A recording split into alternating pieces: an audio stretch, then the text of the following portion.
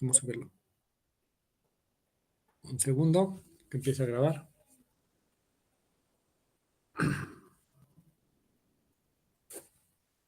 Adelante, Viviana. Pues ingeniero, yo subí las tareas adicionales que dejó el ingeniero en clase en el mismo link de la tarea 2. O sea, la tarea 1 la subí en su link y la tarea 2 subí esa y las adicionales. Esa es una opción. ¿Esa es una opción o lo habilitamos? A ver, déjenme les comparto.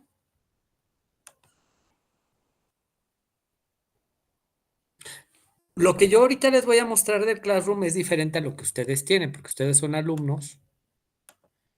Usted y yo soy el profesor. Por lo tanto, lo que yo veo es distinto, ¿no? Ustedes ven aquí en trabajo de clase, pues ven el material. Ustedes están viendo solamente lo que está en rosa.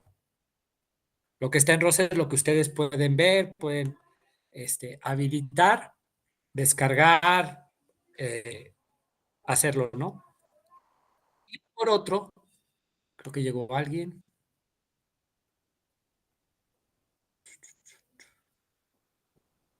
Sí, yo es que no tengo audio en el computador.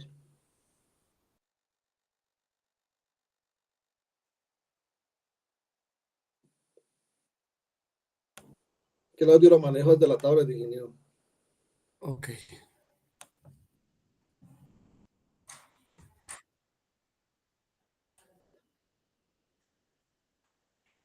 Ajá.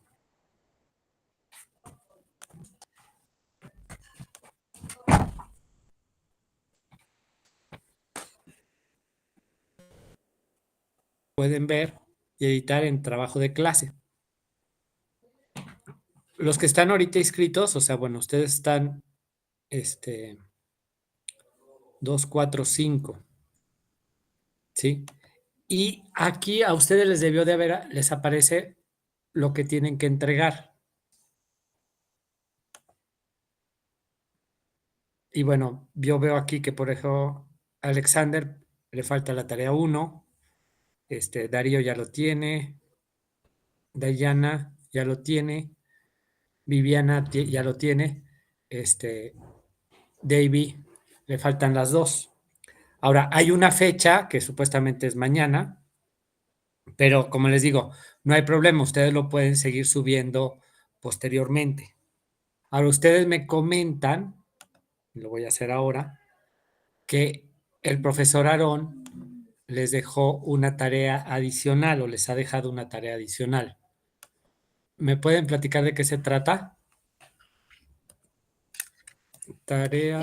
Pues el ingeniero Aarón durante la clase nos pone a hacer investigaciones sobre ciertos temas que él está tratando. Entonces él nos dice que la subamos esa investigación.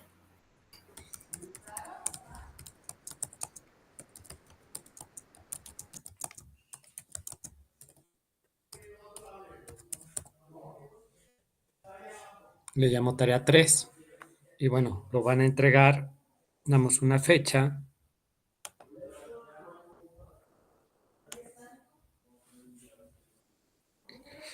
Lo podemos dejar para el próximo viernes. Qué pena, dije, ya sería una tarea que dejó la semana pasada y ya para Sí. la próxima semana ya dejó otros temas. O sea, serían 2 tareas adicionales. Ok, entonces hago esta para el Muchas gracias. próximo viernes y pongo una tarea 4. Otra consulta, dije, las clases con el ingeniero Abraham están quedando grabadas. Las está quedando grabadas, pero como él lo solicita, la grabación, a él le queda. Y entonces, ahorita les digo dónde la van a poder ustedes visualizar. Gracias. Tarea 4.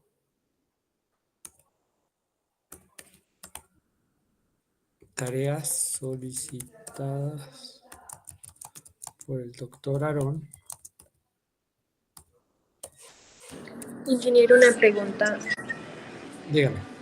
Entonces, la tarea de, digamos, de los puntos que nos colocó que ya subimos dentro de la tarea 2, nos toca volverla a subir en la tarea 3 para que no nos quede como el faltante. Sí le pediría, o sea, déjela ahí, déjelo así y nada más haga una copia para ya solamente calificar sobre lo que tengamos. O sea, a usted le va a aparecer que ahí va a tener un faltante, entonces nada más lo vuelve a subir y listo. Vale, muchas gracias. 21 de septiembre.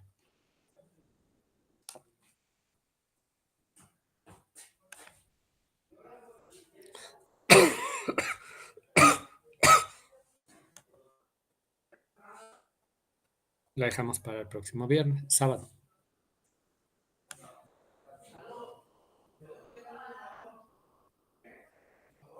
Listo. Entonces a ustedes ya les aparecen 4 tareas pendientes. ¿Sale?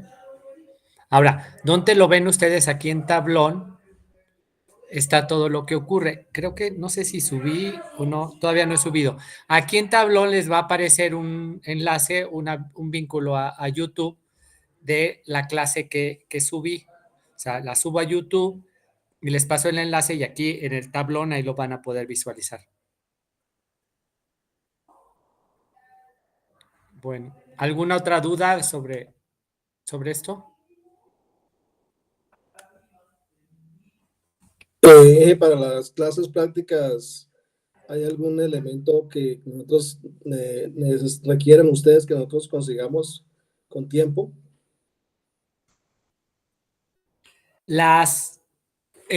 Yo me voy a coordinar con la gente del laboratorio de solar, que es el maestro Juan Carlos.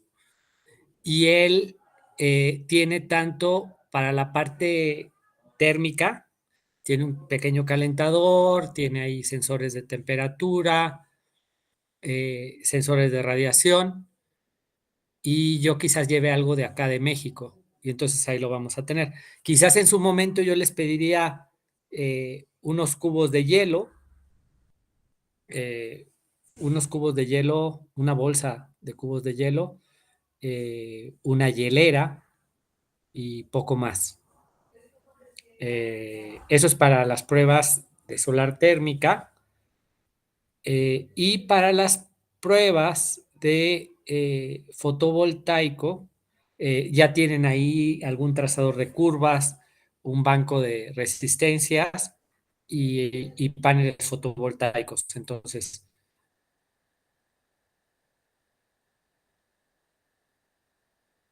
por lo único que necesitamos, que es lo más importante, es contar con días despejados.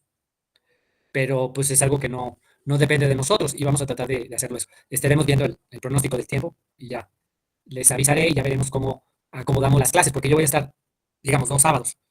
El sábado del 18, 19 de octubre y el del veintitantos. Entonces, dependiendo de esto,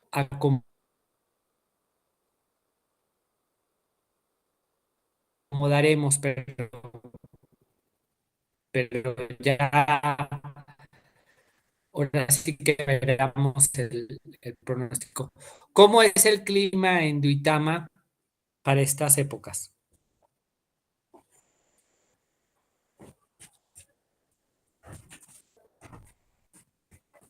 En este momento no está lloviendo mucho. En esta semana llovió solo 2 días y fue más o menos duró la lluvia por ahí unas 2, 3 horas. Bueno, creo que eso es muy bueno, porque a mí me ha tocado, yo he ido en los meses de mayo y no son fatales. O sea, entonces yo creo que eso nos augura que va a haber nos va a ir bien. Y bueno, igual ahorita, algo que voy a tratar de avanzar lo más rápido posible para empezar a ver el recurso solar y que vayamos a las bases de datos para evaluar el recurso solar en Duitama para las fechas que nos interesan, que estamos hablando de octubre, y ver qué tan buen recurso vamos a tener. Pero bueno, pues entonces comenzamos.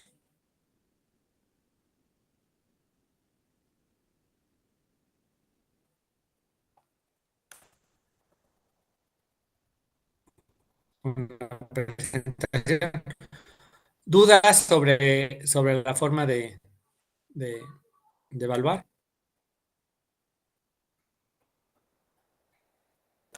Oye, un favor, que lo noté con el doctor Aarón. Lo que pasa es que nosotros trabajamos con un solo monitor. Entonces, cuando uno está presentando, no ve las manos levantadas. Entonces, no es mala educación. Interrumpan,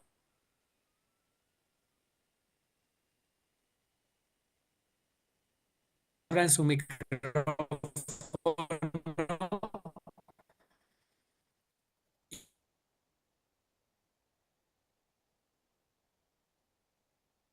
y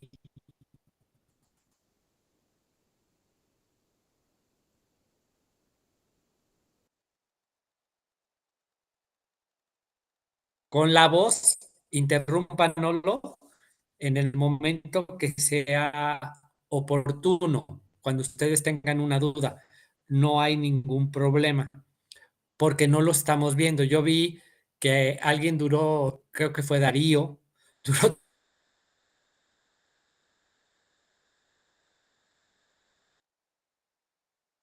todo el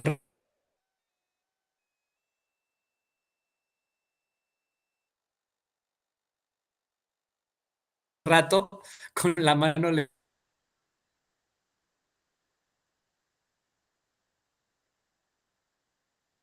levantada, y Aarón seguía y seguía y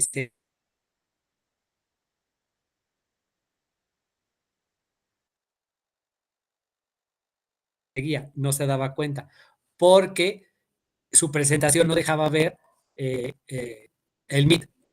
Entonces, para, para hacer esto más ágil, no, que no se queden con las dudas, ustedes simplemente interrumpan en el momento que lo sientan pertinente.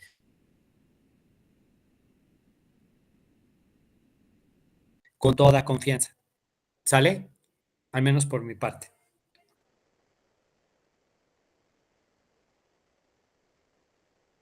Ok, muchas gracias. Ok, bueno, dicho eso, entonces ahora sí ya me voy a la presentación.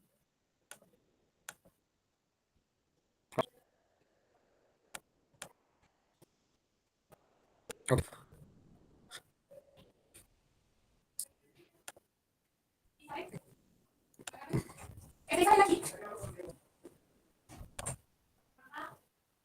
Ok, ya ven mi pantalla completa, ¿verdad?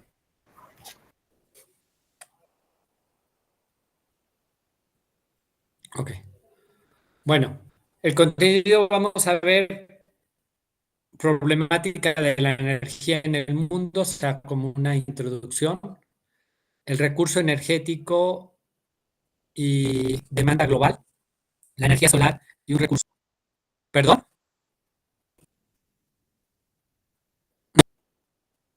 Atenuación atmosférica, o sea, cómo la atmósfera interviene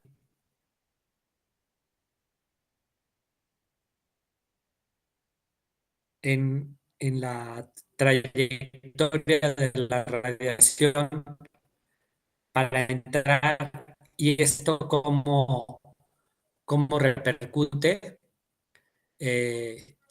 con qué se mide la radiación solar, cuáles son los dispositivos y cómo podemos estimar la radiación solar en un sistema con las bases de datos con las que contemos. ¿Sí? Bueno, la problemática energética es enorme, ¿no? Insólito. Si vamos, por ejemplo, en el año 1900, o sea, poco más de un siglo, pues apenas eran 1.650 millones de personas. 60 años después, este número se duplica, ¿sí? Es decir, en 60 años se incrementa. Menos de 40 años, para el año 1999 éramos 60 millones. Actualmente, bueno, aquí dice que era en el 2013, ya eran 7.000 millones.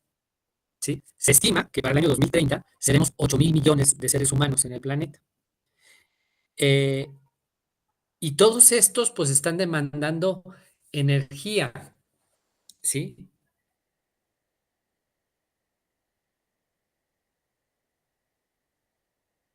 Y energía cada vez un consumo mayor per cápita, porque todos queremos aspirar a una mejor calidad de vida y esto implica tener mayores consumos per cápita de energía, ¿sí? Entonces esto, pues, ¿y cómo se sustenta esta energía? Sí, aquí, eh, si nosotros separamos los números de los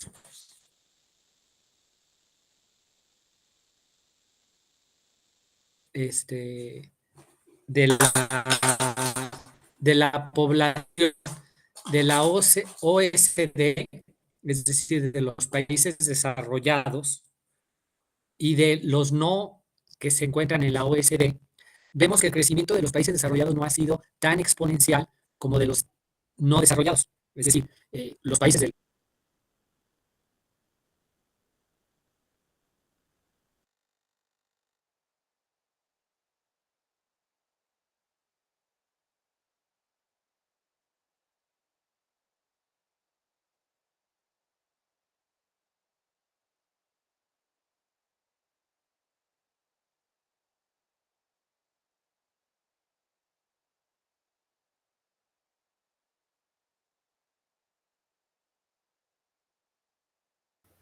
Qué pena, ingeniero, no se le escucha.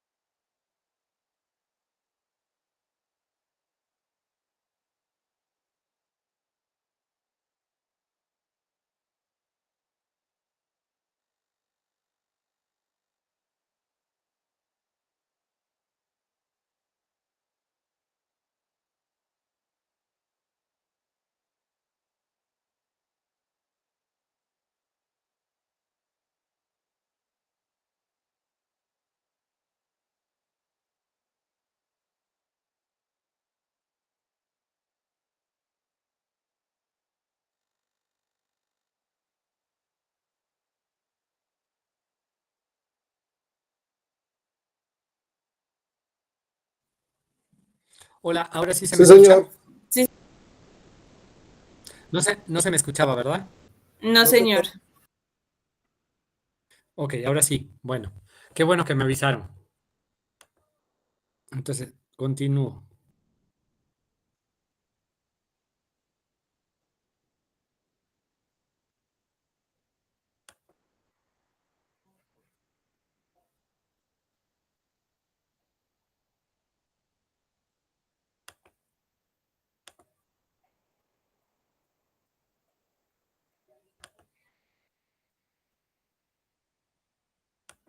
Aquí estaba. Bueno. Ok, entonces, lo que les comentaba es de que el modelo de desarrollo que conocemos actualmente, o sea, los países desarrollados, ese modelo nos habla de que se requiere grandes cantidades de energía para tener satisfactores, movernos, transportarnos, la calefacción, el confort, etcétera. Entonces, si crece su población, pues también van a crecer sus demandas. Sin embargo, eso no ocurre en los países subdesarrollados, los países de la no OSD. Estos países, pues bueno, entonces no requerían o no consumían tanta energía. Sin embargo, su desarrollo ha sido exponencial. Entonces ya ellos requieren, su población ha crecido, pero también sus satisfactores han crecido, ¿sí? Y entonces tienen un crecimiento que actualmente consumen mucho más energía que los países de la OSD, los países desarrollados, ¿sí? Y bueno,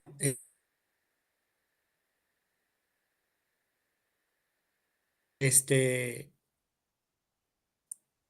y la energía primaria es lo que vemos aquí, ¿no? Como ya los países ricos ya no requieren tanta energía, pero sí los países eh, que no son de la OSD, ¿sí? En los últimos 20 años, la población mundial se ha incrementado en 1.600 millones de personas. Se prevé que aumentará a 1.400 millones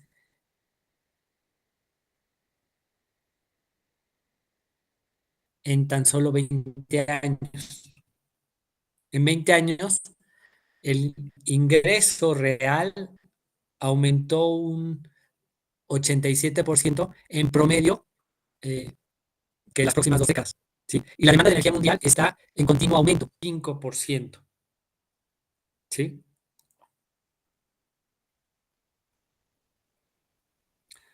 Ahora, de acuerdo con la Administración de Información sobre la Energía de la, de,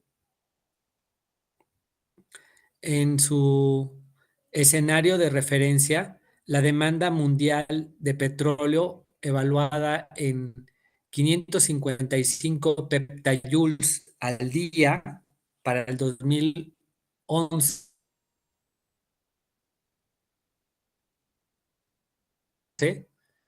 se incrementará a 759 peptayoules diarios en el 2040.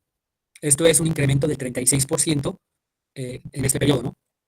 Esto significa un reto muy grande, particularmente dentro del contexto de la declinación de las reservas del petróleo fácil. Cuando hablamos de petróleo fácil, es decir, hemos extraído un poco más de la mitad del petróleo que se encontraba en el subsuelo, pero era un petróleo fácil, es decir, que se encontraba fácil de acceder a él, que no había que hacer grandes inversiones ni perforar a grandes profundidades o irnos a mar adentro, aguas profundas, sino lo que teníamos en la superficie. Y ese petróleo pues ya no lo acabamos. Entonces, ahora el ir por el petróleo se requiere más energía para ir a él, se requieren mayores inversiones y es un petróleo que va a costar mucho más dinero su extracción, ¿sí? Y no decir del impacto ambiental. Por ejemplo, el famoso fracking, ¿sí? ¿Alguien sabe qué es el fracking? Fragmentación de la roca para liberar el petróleo. Exactamente. Entonces, pero pues el impacto ambiental que tiene esto, o sea, es meter agua a presión con arena romper la roca en el subsuelo y al romper la roca liberar gas y petróleo que después lo tienes que captar en otros ductos, ¿sí? Pero lo que tú ya hiciste, estas fracturas en el subsuelo, pues generan contaminación en mantos freáticos, un impacto que medioambiental terrible, ¿sí? Porque después, pues todo esta, porque sí, el petróleo se va hacia arriba y se va a captar, pero otra parte se va hacia otros lados que va a contaminar mantos freáticos, este, eh, contaminación de especies, etcétera, etcétera, ¿no? Sí. En la actualidad, las fuentes primarias de energía que dominan en el mundo son los hidrocarburos, que corresponden al 81% de toda la energía primaria producida y consumida. En México, la dependencia es mucho mayor. En el año 2011 era el 91% de la producción de la energía primaria correspondiente a los combustibles fósiles. 64% petróleo, 24% gas natural y tan solo un 3% carbón. Esto en la fecha se han cambiado, o sea, estamos hablando en una década, ha cambiado, pero muy poco, ¿sí?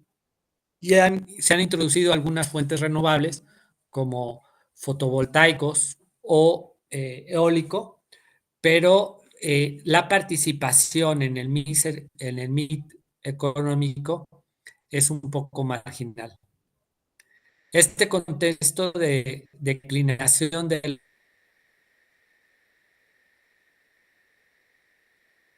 las reservas de petróleo fácil es evidente. Muchos de los campos de petróleo y gas del mundo están yendo a su madurez, es decir, va a costar mucho más trabajo seguir extrayendo petróleo de ellos. Actualmente los descubrimientos de nuevos yacimientos de fuentes de energía se dan principalmente en lugares donde los recursos son difíciles de extraer, ya sea por motivos físicos, económicos e incluso políticos. ¿Sí? El caso de Venezuela. Ahorita extraer petróleo de Venezuela es un poco complicado. Se puede establecer que el problema energético del mundo actual consiste en que, por un lado, el crecimiento de la población del mundo y el aumento de los niveles de vida de las mismas están reforzando la demanda de energía. Por otra parte, las fuentes primarias de energía, los hidrocarburos, que utilizamos los seres humanos para satisfacer dichas demandas, están mostrando su finitud. Y finalmente, el uso intensivo de los combustibles tiene un impacto hacia el medio ambiente de dimensiones globales y catastróficas. Esto demuestra que el sistema de energía mundial no es sustentable, ¿sí? Los combustibles fósiles seguirán desempeñando un papel clave en los próximos años, ya que ninguno de otras fuentes de energía pueden sustituir por completo, dada la estructura actual de la sociedad globalizada y sus problemas económicos, políticos y tecnológicos. Es decir, no de la noche a la mañana vamos a dejar vamos a agarrar nuestros coches eléctricos que están cargados con paneles fotovoltaicos y este mundo lo vamos a transformar de la noche a la mañana. O sea, necesitamos camiones que usen combustibles fósiles para extraer el litio, para poder construir las baterías con los coches que nos van a mover en un futuro, no ahorita. Entonces, de que necesitamos la energía, la necesitamos. Sin embargo, antes de la situación de energía mundial y nacional, se necesita un cambio de paradigma del modelo energético. Es urgente una utilización más racional de la energía, es decir, el hablar de ahorro y uso eficiente de energía es tan importante como hablar de la producción de energías con fuentes renovables. O sea, es decir, la forma como actualmente usamos la energía, hacer con tecnología, hacer una forma de uso más racional, más eficiente.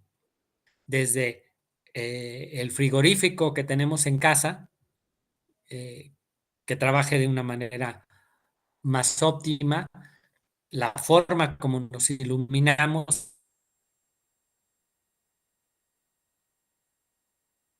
en lugar de con focos incandescentes, usar sistemas LEDs, etcétera, etcétera, etcétera.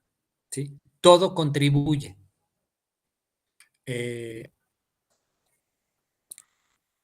Y bueno, es urgente encontrar las fuentes energéticas suficientes que puedan sustituir a las fuentes fósiles, además de que permitan la conservación del medio ambiente para obtener un desarrollo sustentable. ¿Existen estas fuentes de energía? Pues claro que sí. Ahora bien, este gráfico es muy interesante. Se ven muchos cuadritos. El cuadrito azul, muy pequeñito, es la energía de el consumo de energía de todo el mundo en tan solo un año, ¿sí? Ahora, si ustedes se imaginan ese cuadrito azul, podremos meter más o menos como unos 40, 50 cuadritos dentro del cuadro verde o el cubo verde del petróleo. Es decir, nos quedan más o menos como unos 40, 50 años de reservas. Gas estaríamos hablando de unos 100 cuadritos, carbón unos 200, uranio pues hay bastante, pero bueno, es súper complicado y implica energía nuclear con el impacto que le estaríamos cediendo a las generaciones futuras, ¿sí? Pero observen, en tan solo un año, la energía que nos llega del Sol es la del, la del cuadro naranja, ¿sí? Todos los cuadros de todos los energéticos que conocimos, renovables y no renovables, caben dentro de la energía que nos llega del Sol, ¿sí? Dicho de otro modo, es mucho más democrática la energía solar. Si nosotros vemos en este mapa ilustra mucho, nosotros, por ejemplo, si hablamos de fuentes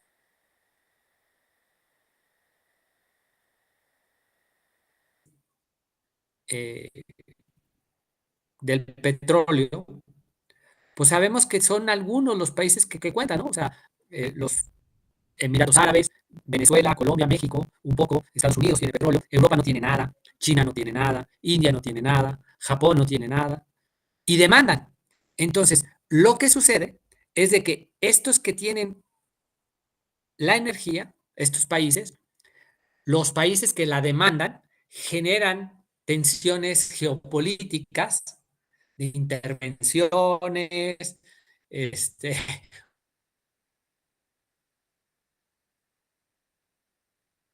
golpes de Estado, etcétera, etcétera, etcétera, que lo que provocan es una disparidad.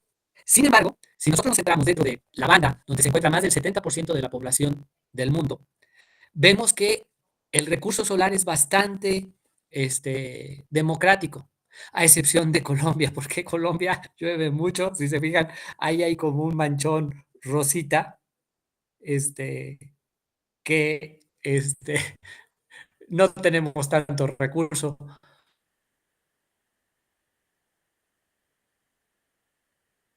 Pero bueno, hay zonas en las que sí, ¿sí? Tanto al norte como al sur. Pero bueno, ahí hay como una banda. ¿Sí? Sin embargo, podremos hablar de que sí, es mucho más democrático y lo tenemos a mayor disposición, ¿no? Ahora, esas son proyecciones a futuro, ¿no? Actualmente es lo que nosotros tenemos, ¿no? Principalmente, como hemos hablado, la carga energética en los años 2000, ahorita estamos ya acá en el 2020, pues se sustenta en básicamente en petróleo, gas y carbón. Sin embargo, empiezan a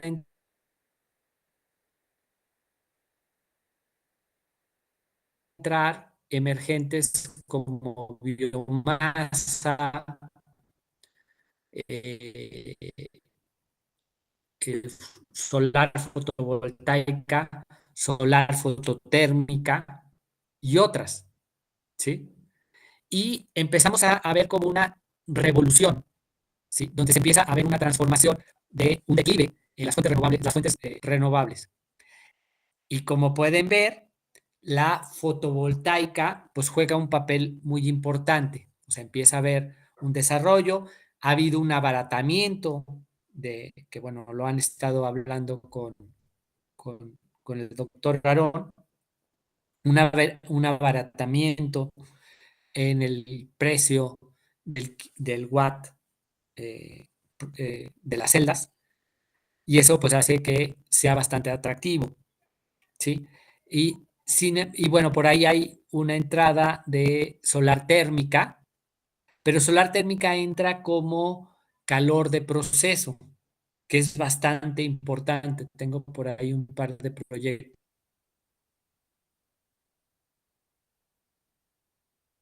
con alumnos de su posgrado, de integración de sistemas de este tipo, ¿no? Y la eólica que maneja su buen porcentaje. Okay. Este ejercicio, y bueno, aquí les voy a dejar una tarea. Este es un ejercicio para México, ¿no? Es decir, el sistema de México es aproximadamente de 30 gigawatts, 30 terawatts eléctricos producidos. Si nosotros con un sistema de producción de energía solar con un 14%, un 14%, y nosotros tuviésemos una planta de 65 kilómetros por 65 kilómetros en la zona más privilegiada, es decir, al noroeste del país, donde se tiene un recurso de 7,5 a 8 kilowatt hora metro cuadrado por día. Es decir, si estos 7,8 kilowatt hora metro cuadrado por día lo transformamos a una eficiencia del 14%, entonces requeriríamos una planta de estas dimensiones, 65 por 65 kilómetros, y estaríamos sustituyendo la planta. Aquí le puse Bolivia, déjame lo corrijo, y lo cambio para Colombia.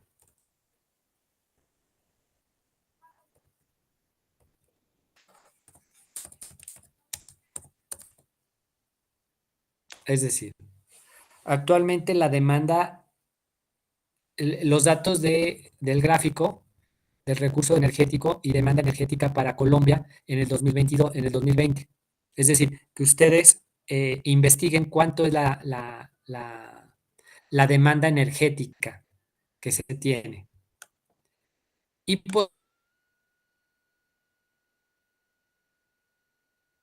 posteriormente,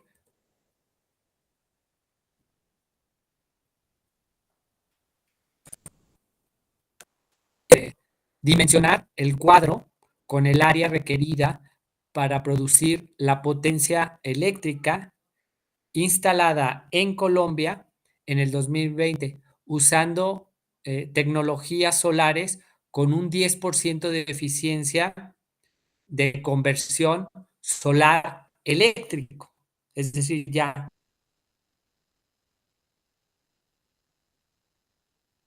es lo único que tenemos que saber es cuál es nuestro recurso, así como yo tengo este mapa de la radiación, ustedes se encuentran de Colombia, el lugar con la mayor insolación, y en esa área, en esa zona, ustedes establecer un área que produzca la, la potencia eléctrica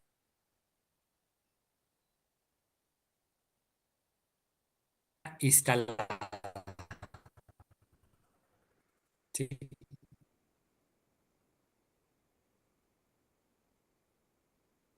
Entonces esa sería nuestra tarea número 2. Déjame, la dejo de una vez.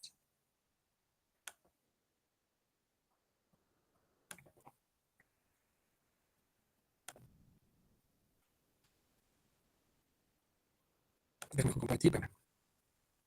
¿Estoy compartiendo? No, señor.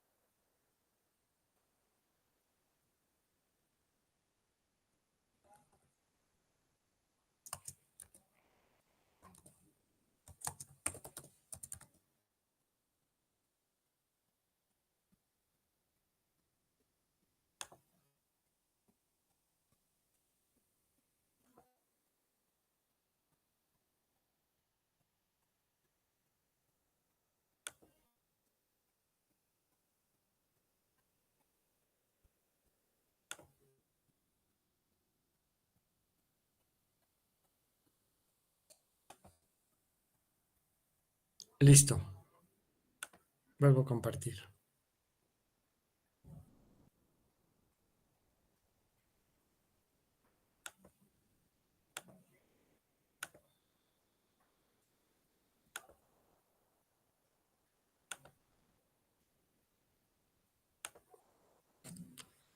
Ok.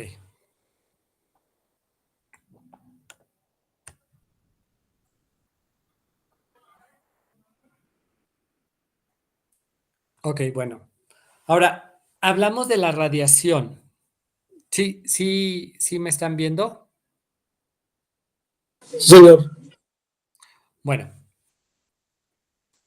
como saben, y supongo que ya lo vieron con el doctor Arrón, la radiación solar espectral es un paquete de ondas electromagnéticas que viajan a través del vacío, desde la fuente, que se podría considerar como un cuerpo negro, que sería la fotosfera del Sol, que viajan hasta la Tierra. Y eso se establece como una emisión de cuerpo negro y los niveles de irradiancia espectral por longitud de onda son los que se muestran en este gráfico, ¿sí? Que van desde los rayos X y rayos gamma que no nos llegan, porque son estos los rayos de mayor intensidad, que son los que transportan la energía del centro del Sol hacia la fotosfera a través de rayos gamma y rayos X, que son de longitudes de onda muy pequeñas, menores a 100 nanómetros. Sin embargo, nos llega irradiancia en UV, ultravioleta, que esto sería tanto lejano, medio y cercano, ¿sí?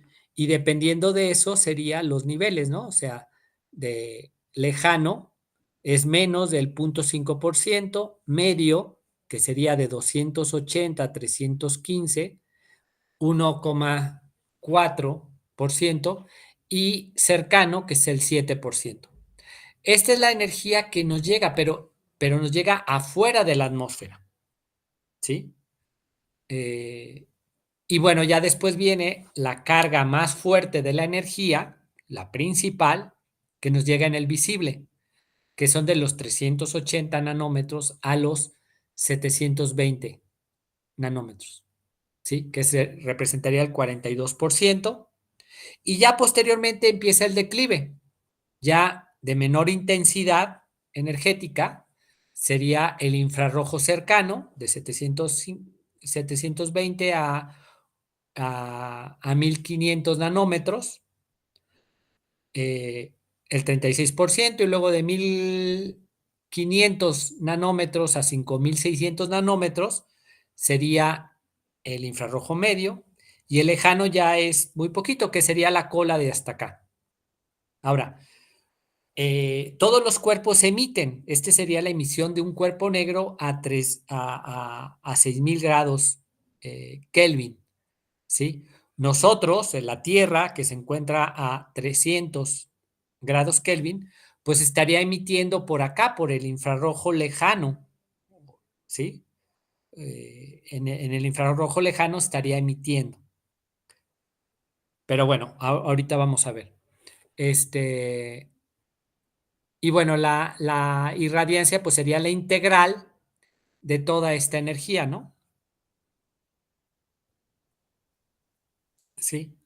Ahora, la atenuación atmosférica. La radiación solar que medimos desde la superficie terrestre no es la misma recibida fuera de la atmósfera. Es decir, el espectro que les estoy mostrando aquí es muy distinto al que mediríamos a nivel de superficie de la Tierra. ¿Sí? ¿Por qué? Porque hay una serie de componentes en la atmósfera, gases, nitrógeno, oxígeno, argón, CO2, helio, etcétera, etcétera, etcétera, ozono, que van a ser procesos de atenuación, absorción, dispersión de esa radiación, y entonces nos va a llegar de manera distinta, ¿sí? Aerosoles que van a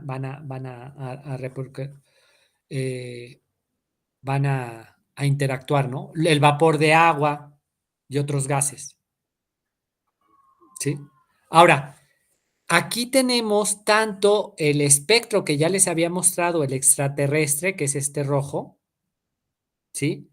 Y el espectro que se mide a nivel de mar, es decir, con una atmósfera de 1,5 masas de atmósfera, ¿sí?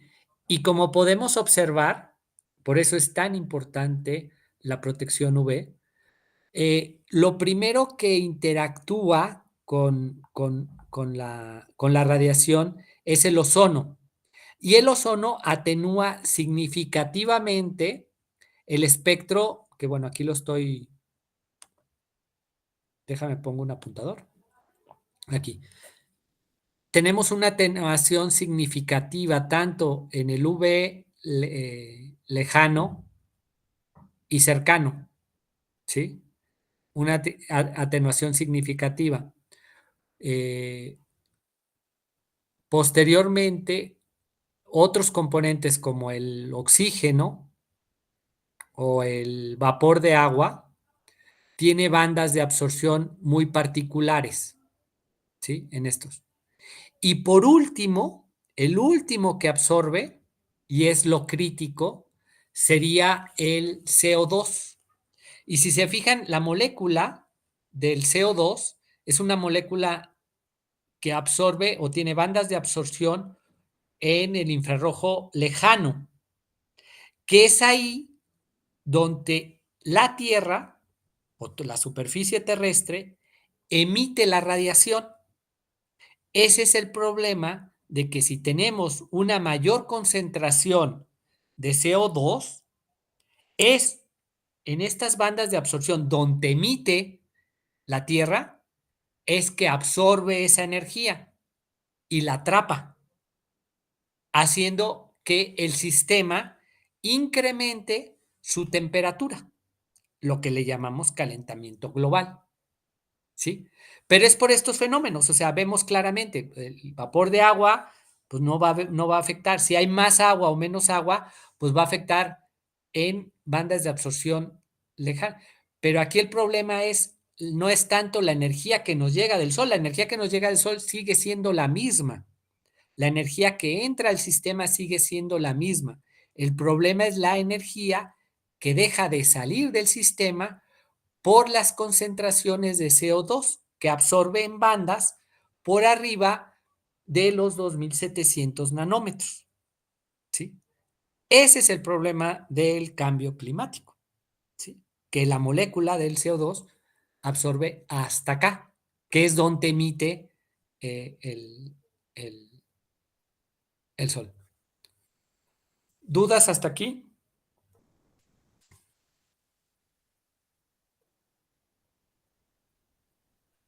No, señor. Bueno, ahora, para medir la radiación, ya vimos que la radiación pues, la vamos a ver en un espectro sumamente amplio, del UV hasta el infrarrojo lejano, ¿sí? Entonces requerimos de un instrumento que nos mida en que nos mida en este espectro. Entonces lo que requerimos es de que el instrumento absorba la energía del sol en toda la banda, en todo el espectro, ¿sí? Ahora, ¿qué pasa si, por ejemplo, yo uso una celda fotovoltaica de silicio para medir la parte espectral? Entonces, como vemos aquí el gráfico, aquí estamos viendo, y creo que esto ya lo vieron con el doctor Aarón, pues las celdas fotovoltaicas ven principalmente en el visible, o sea, como habíamos visto, del punto 4 al punto 7, ¿sí? Y un poco en el infrarrojo cercano. Pero ya en el infrarrojo lejano, el UV no lo ve la celda fotovoltaica. Por lo tanto, si yo uso a esta, aparte que no es constante, es decir, no va a medir lo mismo en el visible que en el infrarrojo lejano. Está como dispareja. Y esto implica que nuestra lectura va a poder ser sobreestimada o reducida si usamos a una celda fotovoltaica como instrumento de medición. En cambio, un receptor de un piranómetro de termopila, es decir, una superficie selectiva que me va a agarrar igual en el UV, en el visible, en el infrarrojo cercano, medio y lejano. Todo el espectro lo va a agarrar, es decir, un instrumento que me agarre desde 0,2 micras hasta 3 micras, todo esto me lo agarre. Ese sería el instrumento ideal, ¿sí? Ahora, por otro lado, tenemos que los instrumentos de medición utilizados para la medición de radiación solo es un piranómetro. Este instrumento mide radiación global, es decir, lo que llega de todas las direcciones. Ahora, ¿cómo nos va a llegar la dirección? Pues nos llega directo, ¿no? Es decir, si yo trazo un vector de la posición donde yo me encuentro hacia el Sol y todos los rayos que llegan a través de ese vector, eso le llamaremos radiación directa. Pero la radiación directa interactúa con la atmósfera, con las nubes, con el vapor de agua, con las partículas y eso. Entonces puede haber una serie de rebotes que me va a llegar de manera difusa, es decir, de todas direcciones. Por otra parte, la radiación puede pegar en el suelo y llegarme como albedo, ¿sí? Que también sería una radiación difusa. ¿Ok? Entonces, la radiación global sería igual a la difusa más la directa multiplicada por el coseno del ángulo cenital, el coseno de ese vector que les estoy yo hablando. ¿Sí? ¿Por qué el coseno del ángulo?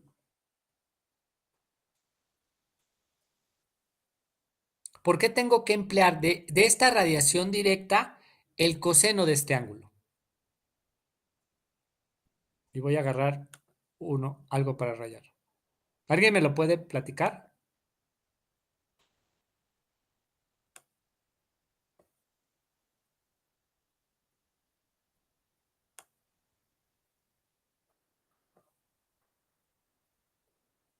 Ok. Aquí yo estoy dibujando un sol. ¿No Digamos que sería está muy por, acostado. por el área? O sea, el área la superficie donde incide. Ok, exactamente. Este es mi instrumento, ¿no? Este es mi piranómetro, que es una superficie que está de manera horizontal, ¿sí? Voy a dibujar su normal. Esta es la normal.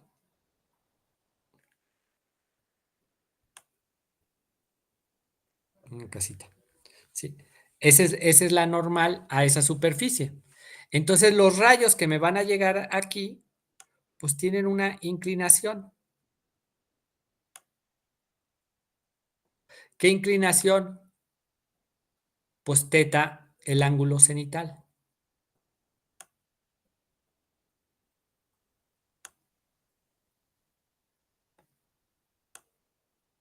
Entonces, si esta radiación directa, GB,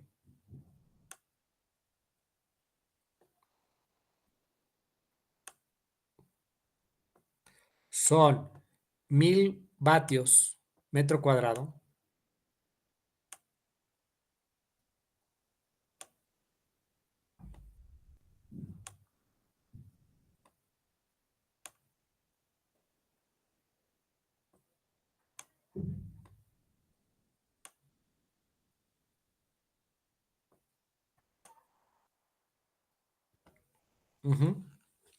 entonces en realidad este sensor tiene cuánta cantidad de energía. Y estamos hablando de un ángulo, vamos a ponerlo para que sea fácil, 45 grados.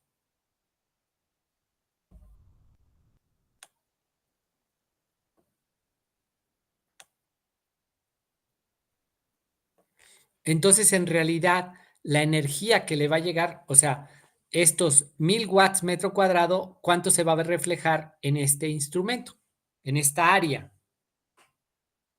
Porque esta área está horizontal, no está con la inclinación de 45 grados. Si yo giro este instrumento 45 grados, entonces sí me llegarían los 1000 watts metro cuadrado, pero no, está horizontal. Entonces, ¿cuánto sería? Pues es coseno de 45, ¿cuánto te da?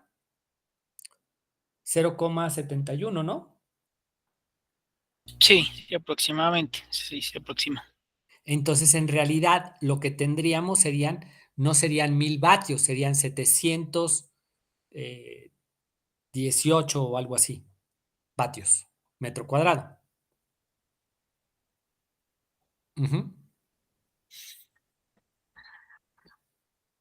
Por esa inclinación. ¿Ok? Bueno. Ahora, la medición de la radiación solar, el instrumento por excelencia es el piranómetro, ¿sí? Mide la radiación solar global.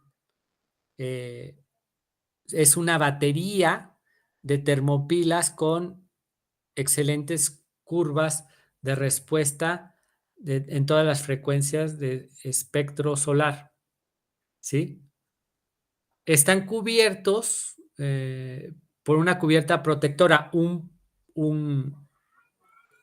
o sea, todos los materiales empleados en este instrumento tienen unas características muy particulares. Anteriormente, aquí les mostré la superficie absorbedora, es decir, cuáles son las características que tiene que tener la superficie. Pues tiene que ser un absorbedor que absorba constantemente en todo el espectro. Esa es la película. Por otra parte, tenemos que tener la característica de que la cubierta protectora, y esto es para evitar pérdidas tanto convectivas como radiativas, ¿sí? Permita la transmitancia de la radiación, un material bastante generoso en este aspecto es el cuarzo. El cuarzo permite la transmitancia muy buena de la radiación hasta los 5 los, los 5000 nanómetros o 5 micrómetros. Deja pasar la radiación sin ningún problema, no opone resistencia. Sin embargo, hace una protección para que no haya pérdidas. Y este instrumento también tiene en su interior, está el vacío, que genera que no haya celdas convectivas que produzcan pérdidas de energía. ¿Sí? Por otro lado, tiene una cubierta, esto como que parece nave espacial, lo que permite es de que no llegue la radiación a través del albedo, es decir, por rebote, que lo que te va a medir va a ser por 2 pi estereoradianes de hacia arriba del instrumento. ¿Sí?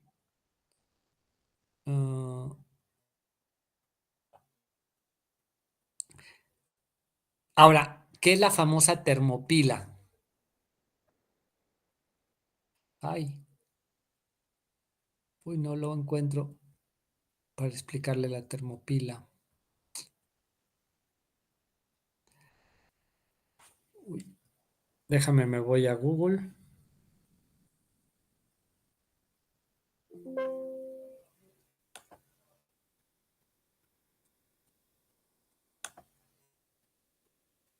Dejo de compartir.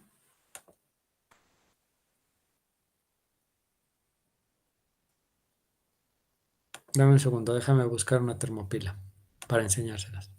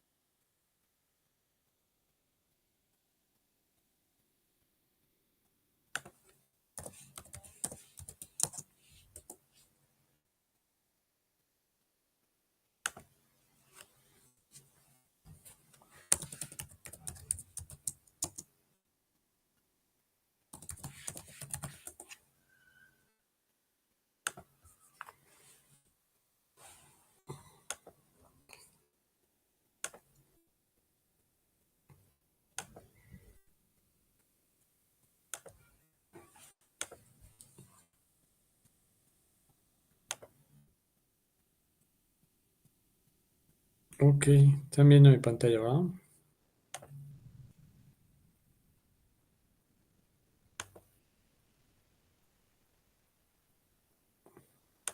Ok, ¿saben cómo funciona un termopar? Sí, señor. Bueno, es una unión bimetálica que te va a producir un potencial eléctrico. Pero este potencial es muy pequeñito, ¿sí? Este potencial va a ser muy pequeñito si tienes incrementos de unos cuantos grados, unos 10, 15 grados, va a ser el voltaje son microvolts los que se va a incrementar. Entonces, la resolución va a ser crucial. Entonces, si colocamos simplemente un termopar para medir en nuestra superficie de nuestro pirómetro, pues va a ser muy complicado. Entonces, lo que se hace una termopila. Y aquí tenemos un esquema. Es decir, vamos a colocar una serie de termopares diferenciales. Es decir, que los vamos a colocar. Este es el punto central de nuestro disco. Y posteriormente vamos a tener un punto de referencia o una unión de referencia, que sería la parte exterior de nuestro instrumento. Y entonces, la diferencia que hay entre uno y otro, pues si se fijan, no es otra cosa más que estamos sumando en serie. Por lo tanto, las diferencias de temperatura, si son muy pequeñitas y tenemos 10 termopares conectados en nuestra termopila, entonces se va a incrementar en 10 esa diferencia de temperatura. Y entonces vamos a tener una lectura mucho más estable o más legible en nuestro instrumento. ¿Sí? Por eso es de que se emplea una termopila. ¿Ok? Y bueno, continúo.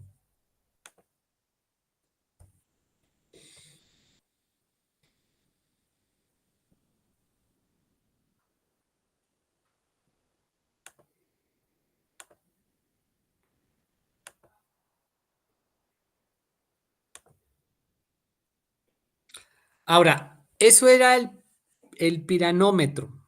Ahora, si yo quiero medir la radiación directa, entonces uso la misma termopila que ya hablamos, que la encuentro en una cubierta, pero esta cubierta va a tener unas características muy particulares.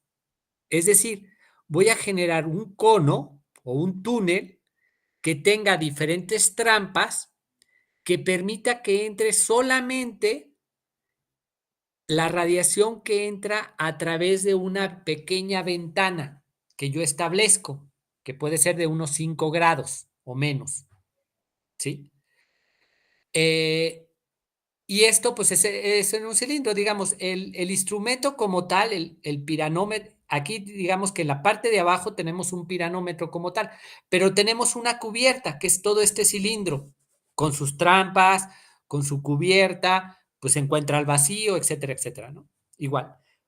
Pero el problema es de que yo lo que requiero es de que este instrumento vea todo el tiempo al sol, ¿sí? Es decir, yo tengo que tener un sistema de seguimiento en 1 o 2 grados de libertad. Por ejemplo, aquí del lado izquierdo tengo un seguidor ecuatorial, el cual se fija la inclinación de la latitud del lugar. Y luego vamos a ver por qué esto. Cuando veamos geometría solar, vamos a ver por qué se tiene que fijar este ángulo. Es decir, que el eje de giro de mi instrumento va a ser paralelo al eje de rotación de la Tierra. Y entonces esto tiene que tener una orientación norte-sur y con una inclinación, con estos dos tornillos de aquí, a ver si estoy... Con estos dos tornillos de aquí, una inclinación igual a la latitud del lugar. Ustedes, por ejemplo, que están a 5 grados, pues esto va a estar mucho más horizontal, ¿no? Si lo colocamos en el ecuador, pues va a estar horizontal completamente, ¿sí? Si nos vamos al norte de México, por ejemplo, 30 grados, pues esto tiene una inclinación de 30 grados. Con estos dos tornillos le doy inclinación. Ahora, hay otro ajuste que se da con este otro tornillo, que va a ser un ajuste de más o menos 23 grados, que eso va a depender de la declinación del día. cada día va a tener una declinación diferente y va a tener un ángulo de inclinación diferente. En el invierno va a estar más acostado hacia el sur, en el verano va a estar más inclinado hacia el norte, ¿sí? Por lo tanto, esto nos va a permitir hacer un seguimiento a una velocidad constante. ¿De cuánto sería esa velocidad constante? Que va a ser opuesta a la rotación de la Tierra. A ver si están dormidos o todavía los tengo ahí despiertos. Dígame, ¿cuál es la velocidad de rotación de la Tierra?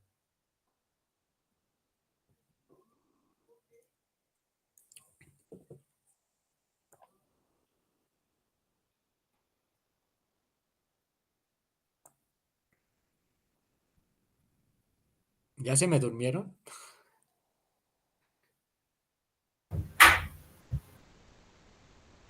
No, señor. ¿Cuánto es la rotación de la Tierra? La velocidad.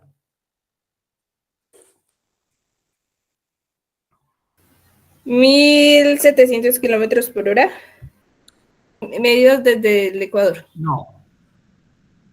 Rotación. La rotación se mide en ángulos por hora. ¿Sí? Si tú tienes un radio, es decir, el radio de la Tierra, pues sí te va a dar una velocidad. Pero la velocidad de rotación, o sea, es decir, te la pongo más fácil.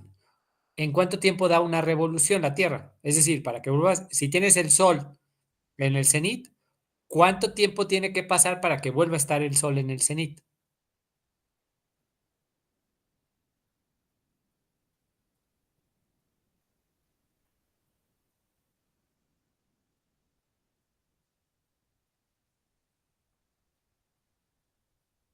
¿24 horas? 24 horas, exactamente. Es decir, una revolución, 360 grados en 24 horas. Si dividimos 360 grados en 24, ¿cuánto te da por hora?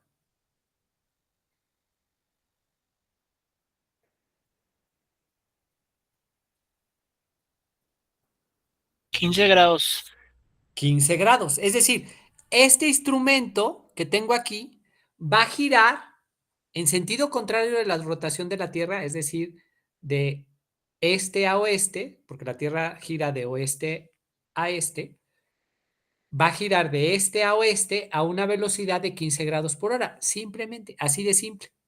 Porque y lo único que tengo que garantizar es que los rayos del sol pasen a través de este apuntador, o sea, tiene un pequeño orificio que está en eje con una mirilla y pues si el sol lo hago pasar por esto, pues lo voy a ver aquí en la marca. Y listo, ya lo tengo. Y si esto gira a esa velocidad y tiene la inclinación de la declinación, entonces pues todo ya funcionó muy bien, ¿sí? Pero bueno, tienes que ajustarlo todos los días y se te va a enrollar el cable y bueno, ahí vas a tener una serie de problemas. Pero otra cosa sería estos seguidores que tenemos del lado derecho, que son seguidores azimut elevación. Es decir, aquí ven que tienen el mismo instrumento, aquí lo tenemos, el mismo pirheliómetro. Tenemos varios piranómetros colocados aquí y estos piranómetros, algunos tienen unas bolitas que generan sombra y esa sombra es para medir la radiación difusa. Es decir, simplemente estoy bloqueando la componente directa y te va a llegar al sensor toda la radiación que llega de todas direcciones, excepto la directa. Entonces, este instrumento va a medir la difusa. Pero este que tenemos acá del lado izquierdo, pues te va a medir la radiación global. Entonces ya tienes las tres, global, difusa y directa, con el pirheliómetro. ¿Sí? Y bueno, esta sería una medición de una radiación de un día despejado de la radiación directa. Y aquí tenemos la global, la difusa y la UV para un lugar. Pero bueno, ya los noto bastante cansados. Ya los noto cansados. A ver, ¿dudas?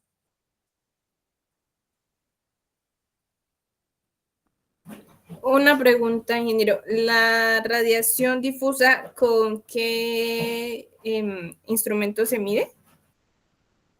Muy buena pregunta. Ahí te va. Es el mismo piranómetro, pero te voy a ver si tengo por aquí un esquema. Este no tiene. A ver, déjame ver otra presentación.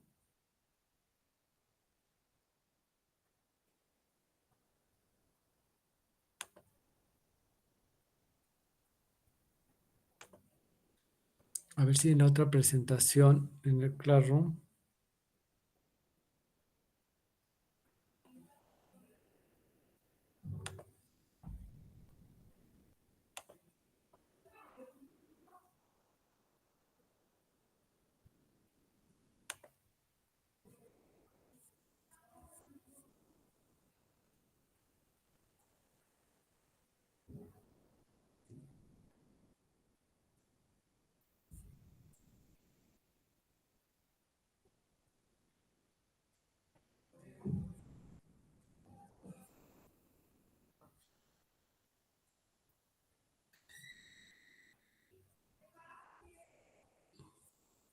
No. A ver, un segundo.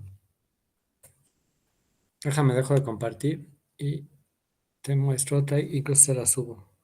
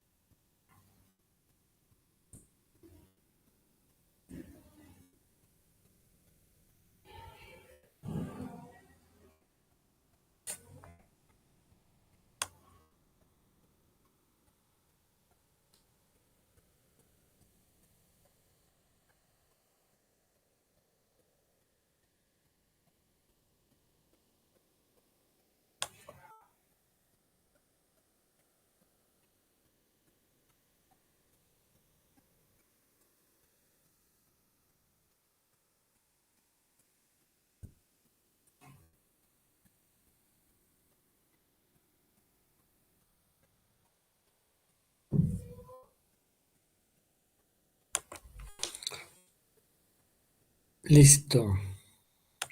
Ahora sí. Lo vuelvo a compartir.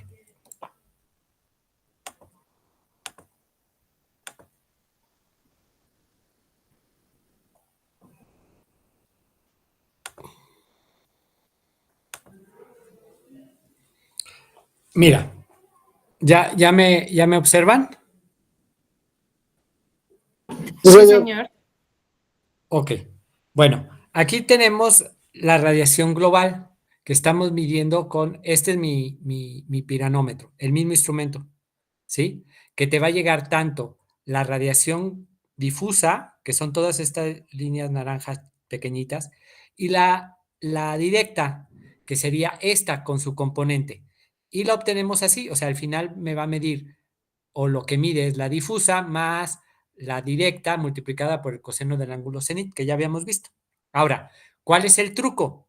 Si yo soy capaz de bloquear solamente sin perturbar lo mínimo esa radiación directa con la bolita que te mostré en el instrumento, entonces lo que tú estarías midiendo, ese mismo piranómetro, estaría midiendo la difusa, ¿sí? Yo creo que esa va a ser un ejercicio que vamos a hacer. Vamos a medir tanto la global como la directa con el mismo instrumento, solamente siendo capaces de hacer ese pequeño bloqueamiento. Ahora veamos cómo lo hace el robot que les estaba mostrando, ¿no?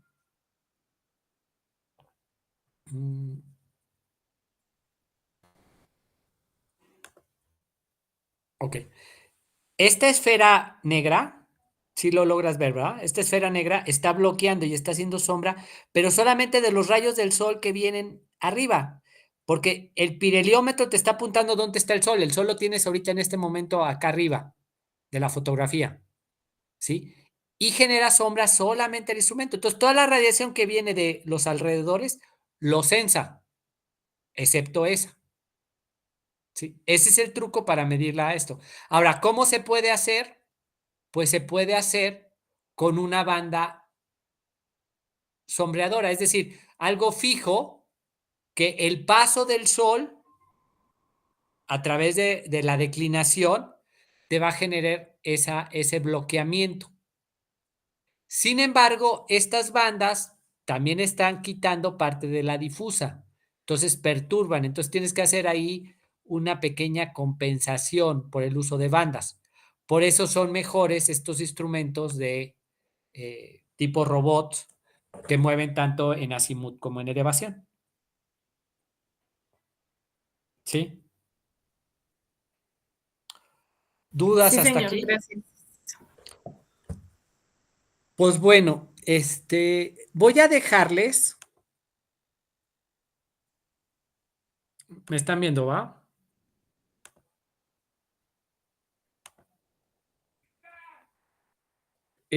Voy a dejarles unos problemas.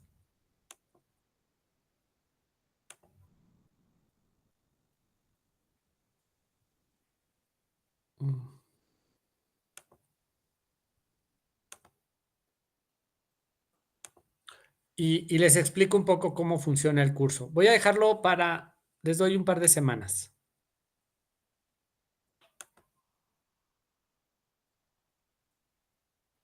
El 13 de octubre, 12 de octubre. Nos vemos el 19, una semana antes de que nos veamos, para trabajar. Ok, en esta tarea les estoy pidiendo el problema 1.2, 1.3, 1.4, 1.7 de este libro. Les estoy entregando literalmente la Biblia de la energía solar, que es Duffy and Bedman. Es un libro en inglés.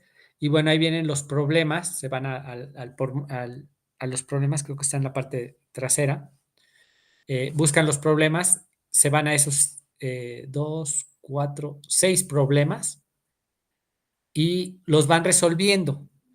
Si ustedes tienen cualquier duda, no duden en contactarme vía el grupo de WhatsApp o mandarme un correo directamente y establecemos una tutoría. Igual por las tardes, noches, nos podemos contactar y en unos 10, 15 minutos lo vamos resolviendo.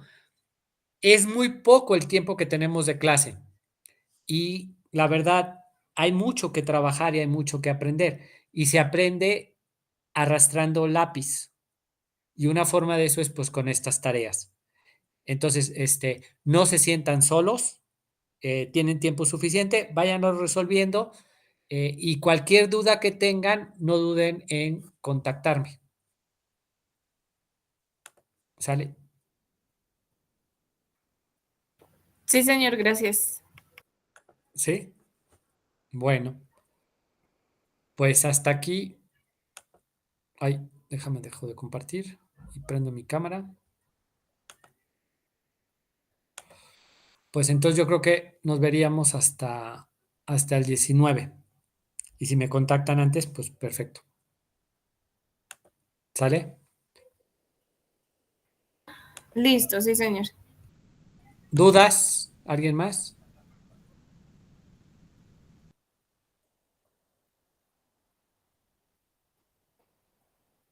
No, señor.